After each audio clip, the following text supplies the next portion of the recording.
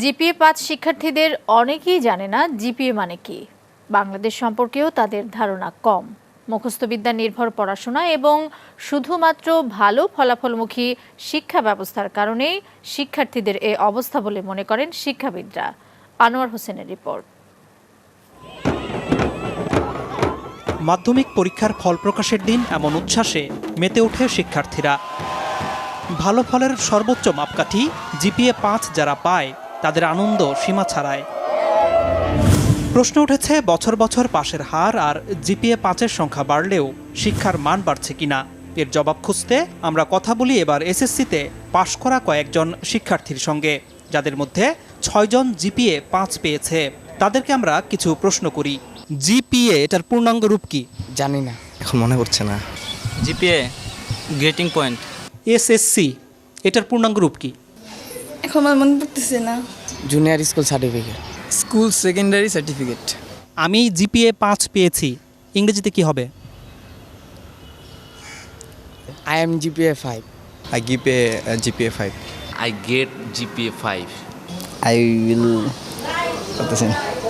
মোট ১৩ জনকে প্রশ্নগুলো করা হয়েছিল, কিন্তু কেউই সঠিক জবাব দিতে পারেনি। এসব শিক্ষার্থীর কাছে এরপর করা হয় সাধারণ জ্ঞান এবং বিজ্ঞান বিষয়ে কিছু প্রশ্ন। পাঠ্য বইতে বিভিন্ন সময় পড়লেও খুব কম প্রশ্নেরই সঠিক উত্তর দিতে পারে তারা। শহীদ মিনার কোথায়?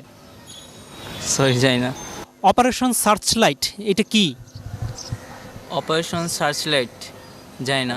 অপারেশন করার সময় যে লাইটটা জ্বালায় ওইটা হয়তো জানি, কিন্তু তার বেশি কিছু জানি না। 25শে মার্চ কাল রাতে পাকিস্তানি হানাদার বাহিনী যে প্ল্যানিং করে আমাদের দেশে হঠাৎ আক্রমণ করে, ওইটাকে অপারেশন সার্চলাইট বলা হয়। শহীদ বুদ্ধিজীবী দিবস কবে? শহীদ বুদ্ধি দিবস জানি না। 17 আগস্ট। 10 ডিসেম্বর। আন্তর্জাতিক মাতৃভাষা দিবস কবে? জানি না। স্বাধীনতা দিবস কত তারিখে? স্বাধীনতা দিবস 16 ডিসেম্বর। বিজয় দিবস কবে? বিজয় দিবস হচ্ছে 26শে ডিসেম্বর। জাতীয় স্মৃতিসৌধ কোথায়? জাতীয় স্মৃতিসৌধ হচ্ছে এটা পাই না। রণসঙ্গীত কে রচনা করেছে? পারি না। রবীন্দ্রনাথ ঠাকুর। বাংলাদেশের জাতীয় সঙ্গীতের রচয়িতা কে? কাজী নজরুল ইসলাম। মাউন্ট এভারেস্ট কোথায়? ইংল্যান্ড। তুমি সায়েন্সে পড়েছ। পিথাগোরাস কে? একজন ঔপন্যাসিক। নিউটন কোন তত্ত্বের জন্য বিখ্যাত? জানি না। আইনস্টাইনের কোনো তত্ত্ব কি তোমাদের পড়িয়েছে? আইনস্টাইন না, নিউটনের পড়ছি, কিন্তু আইনস্টাইনের পড়ি নাই। নিউটনের তত্ত্বটা কি, নাম কি? গাছ থেকে মানে আপেল পড়ার যেই তত্ত্বটার নাম কি? নামটা মনে নেই। বাংলাদেশের বর্তমান রাষ্ট্রপতির নাম কি? বাংলাদেশের বর্তমান রাষ্ট্রপতির নাম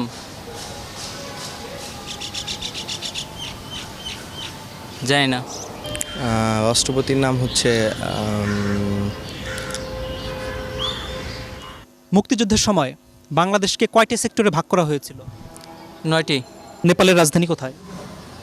নেপসুন। তুমি তো কম্পিউটার ব্যবহার করো। ব্যবহার করি মাঝে মাঝে আর কি, এই ফেসবুকে আর কি থাকি, গান টান শুনি। হার্ডওয়্যার এবং সফটওয়্যার এটার মানে বুঝো? জানি না। তোমরা কি পাঠ্য বইয়ের বাইরে কোনো বই পড়ো? এমনি মানে গল্পের বই পড়ি। কার গল্প? রবীন্দ্রনাথ ঠাকুরের গল্পের বই পড়ি। রবীন্দ্রনাথ ঠাকুরের একটা গল্পের নাম বলো তো। শিক্ষাবিদরা বলছেন জিপিএ-৫ পেয়ে ভালো শিক্ষার্থীর তকমা নিলেও জ্ঞান অর্জনের দিক থেকে পিছিয়ে আছে তারা। আমরা দেখি বিশ্ববিদ্যালয়ে ভর্তি পরীক্ষায় জিপিএ-5রা তারা পাস পর্যন্ত করতে পারে না। তার মানে যারা জিপিএ-5 পেয়েছে তারা যেটা শেখার কথা সেটা শিখে নাই। তার মানে হচ্ছে কি এই জিপিএ-5টা সত্যিকার জিপিএ-5 না, তাদের হাতে জিপিএ-5টা তুলে দেওয়া হচ্ছে। এখন শিক্ষার গুণগত মানটা যদি বাড়ানো না হয়, তাহলে শুধুমাত্র সংখ্যা দিয়ে আসলে কোনো লাভ হবে না। এদিকে শিক্ষার্থীরাই জানালো কেন তারা এসব প্রশ্নের উত্তর দিতে পারছে না। প্রথম কথা হলো আমি সংবাদ বেশি দেখি না, নিউজ পেপার পড়ি না। পাঠ্য বইয়ে যে সিলেবাসটা দেওয়া আছে ওই সিলেবাসের মধ্যেই সবসময় সীমাবদ্ধ থাকো।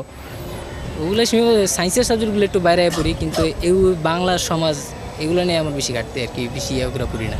তবে শিক্ষাবিদরা মনে করেন দেশের সাহিত্য ইতিহাস সম্পর্কেও জ্ঞান থাকতে হবে শিক্ষার্থীদের। বিজ্ঞান বাণিজ্য মানবিক বিভাগের মধ্যে তো আলাদা করা যাবে না। এটা এই দেশের যদি নাগরিক হিসাবে তারা বড় হয়, তাহলে তো এগুলো জানতে হবে। কোথায় শহীদ মিনার, কেন শহীদ মিনার, কোথায় স্মৃতিস্তম্ভ, কাদের স্মৃতিতে স্তম্ভ, এগুলো তো জানতে হবে। এটা না জেনে কী করে? তারা বলছে তাদের বাংলা সাহিত্যের ব্যাপারে, ইতিহাসের ব্যাপারে আগ্রহ নেই।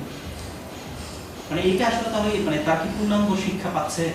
না, একেবারেই না, একেবারেই না। শিক্ষা সংশ্লিষ্টরা বলছেন, শিক্ষার্থীরা মুখস্থ বিদ্যা নির্ভর হয়ে যাওয়ায় তাদের এমন দশা।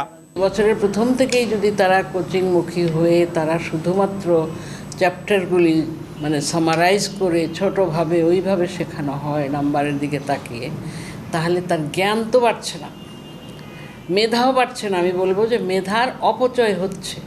এর প্রভাব পড়েছে চাকরি ক্ষেত্রেও। চাকরিদাতাদের অভিজ্ঞতা বলছে, যেসব শিক্ষার্থী ভালো ফলাফল করেছে তাদের একটি বড় অংশই ইন্টারভিউ বোর্ডে ভালো করছে না। ট্রাফিক জ্যাম নিয়ে কিছু একটা লিখতে বললাম, বা এখন হয়তো ওয়ার্ল্ডে কোনো একটা ইভেন্টস হচ্ছে, সে কোনো একটা খেলা টুর্নামেন্ট চলছে, বলি যে এটার উপরে লেখেন, যা মনে হয় আপনি বাংলায় লেখেন, ইংলিশে লেখেন। উদ্দেশ্যটা থাকে হচ্ছে তার সেন্টেন্স মেকিংটা দেখা, থিঙ্কিং প্রসেসটা কী এটা জাজ করা, অ্যাটিটিউডটা দেখা। ফলাফলটা ভালো আসে না। জেনারেল নলেজটা ডেটোরিয়েট করেছে এবং কমিউনিকেশন স্কিলে ডেটোরিয়েট করেছে, বোথ রাইটিং স্কিল এবং ভার্বাল স্কিলটাতে। এমন বাস্তবতায় শিক্ষার্থীদের গুণগত মান নিশ্চিত করতে তারা যেন মুখস্থের পরিবর্তে পাঠ্য বই আগাগোড়া পড়তে এবং পাঠ্য বইয়ের বাইরেও বই পড়তে উৎসাহিত হয়, সে ব্যাপারে অভিভাবক এবং শিক্ষকদের জোরালো ভূমিকা রাখার আহ্বান শিক্ষাবিদদের। আনোয়ার হোসেন, মাছরাঙা সংবাদ, ঢাকা।